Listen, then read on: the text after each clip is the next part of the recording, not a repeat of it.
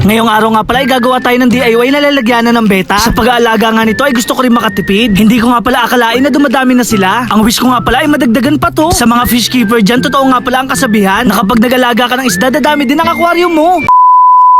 Kaya naman isang araw maaga pa lang nanguha na ako ng container. Dahil dumadami na ang alaga kong beta, kailangan ko to para sa kanila. Nilagyan nga pala to ng coke at mantika. Kailangan ko nga pala tong linisin para sa ipang isda. Kailangan din pala natin tong hiwain. Sinabon ko na rin to para matanggal ang dumi at langis. Para naman mawala ang amoy na sabon, kailangan natin tong banlawan na maayos. Naglagay din pala ako ng mainit na tubig para pang disinfect ng mga germs. Dahil deep well naman yung tubig namin, naglagay na ako ng tubig. Pwede na natin gamitin to para sa ating mga beta. Kailangan ko nga muna palang linisin yung mga paglalagyan ko ng mga isda. Ang gusto ko kasi naka-organize na sila. Dito ko din pala ilalagay yung mga iba't ibang uri ng pagkain nila. Nakikita ko nga pala na medyo excited na sila. Ilalagay ko na kasi sila sa maayos na lalagyan. Update nga pala sa aking fry na beta. 2 weeks na nga pala ang kanilang edad. Excited na nga pala ako sa kanilang paglaki. Sa pag-transfer nga pala ng mga beta, kailangan natin ng konting ingat. Maaari kasi silang ma-water shock. Naglagay na rin pala ako ng mga talisay extract. Dito naman sa ilalim ilalagay ko yung mga pagkain ng isda. Kailangan nga pala naka-organize para maganda sa mata. Napakasimple lang ng setup ko pero masaya naman ako. Ito nga pala yung aquarium na nabili ko noong nakaraan. Una ko nga palang ilalagay dito ay mga alaga kong Oscar. Medyo nagulat lang ako kasi napakabilis nila lumaki. Soon nga pala ay magbe-breed na rin tayo ng ganitong mga klaseng isda. Super worm nga pala ang pinapakain ko sa kanila. Update naman tayo sa alaga kong si Bad Boy. May sakit nga pala siya ngayon na hexa. Sana mabilis siyang gumaling at makarecover. Nagwa-water change nga pala ako at maglalagay ako ng gamot. Kailangan niya nga pala ng methylene blue. Makakatulong kasi to sa mabilis niyang paggaling. Bali 5 aquarium na nga pala ang nandito sa labas. Update ko rin pala kayo sa metal storm na binili ko kay Boy Ubo. Naglagay nga pala ako ng lumot para sa mabilis niyang paglaki. Naglinis na nga pala ako sa aking mini fish farm. Baka kasi may pumunta dito mga followers, hindi naman gaano nakakahiya. Nagbaldeho na rin pala ako ng tubig para matanggal ang mga lansa. Hanggang dito nga pala sa labas ay dinamay ko na. Nagbrush din pala ako ng semento para matanggal ang mga lumot. Medyo nakakapagod lang at pinagpawisan din ako. Medyo nawala nga pala ang pagod ko yung nakita ko to. Kahit papano kasi medyo maayos na mga lalagyan ng mga alaga ko. Dahil tanghali na nakakaramdam na ako ng gutom. So paano guys? Tara!